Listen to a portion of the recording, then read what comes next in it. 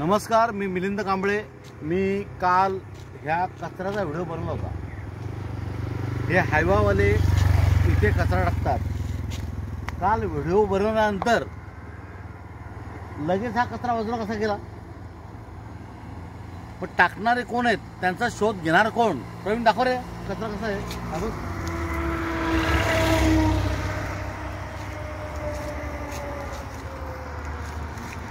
काल इकडे कॅमेरा घे। काल हा कचरा इथे रस्त्यावर होता। मी बोलल्यानंतर तुम्ही का हे करता? तुम्हाला अक्कल आहे की नाही कोणाला? आता ग्रामपंचायतीमध्ये कोणाला हे नाही, ग्रामपंचायतीचा कचरा इकडे पडला, जागा नाही, ठीक आहे, आम्ही समजू शकतो तो प्रॉब्लेम त्याचा।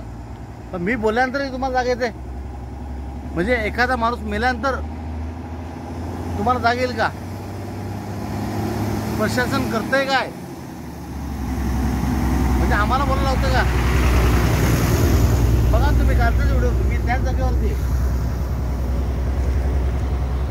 आज हे हायवावाले इथून जातात मुंबईला आणि खडी भरून जातात आणि मुंबईचा कचरा हा डबे भरून आपल्या शिरसाटच्या आंबाडी परिसरामध्ये टाकतात।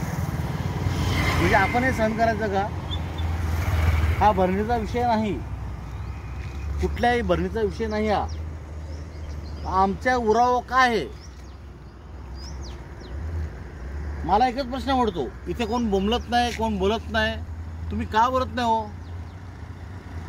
तुम्हाला अडचण काय आहे? मी बोलतो तर त्याच्यावर तुम्ही वाईट कमेंट करता। मी सत्य बोलतो, मी काय खोटं बोलतो मला सांगा? हा कचरा काल इथं रस्त्यावर होता, हे बघा इथपर्यंत होता कचरा। काल बातमी दिल्यावरती आज कसं कचरा आतमध्ये गेला? सगळ्या नालायक लोकांची लक्षणं आहे ती।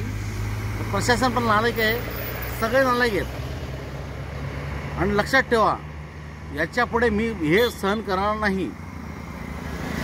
आणि माझं मित्रमंडळ खूप मोठं आहे, तुम्हाला कमजोर समजू नका।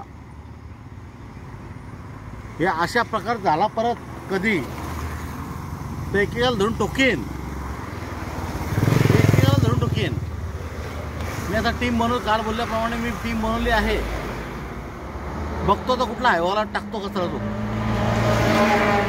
मी आता सगळ्या पोरांना उभा केला आहे, शिरसाटपासून ते अंबाडीपर्यंत सगळ्यांशी संपर्क साधला आहे। कोणी फक्त कचरा डंपोराने टाकून दाखवा ड्रायव्हरने, म्हणजे 2-4-5 हजार घ्यायचे आणि ते मुंबईचा कचरा, वसई विरारचा कचरा आणून इथे टाकायचा। पाहिला का तुम्ही? आज आत्ता कसा कचरा आतमध्ये गेला?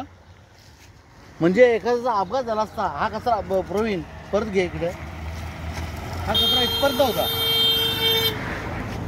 मी काल पण तुम्हाला बोललो होतो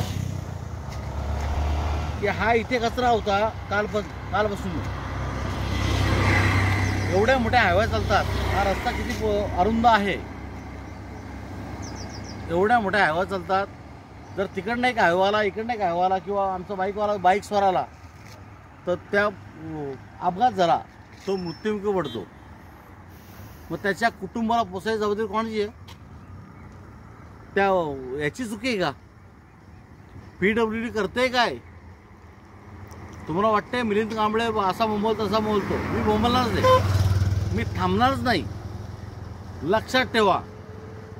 आणि हे कचरा असा टाकला कोणी आणि मला दिसला की मी त्याला फोडणारच आहे। धन्यवाद।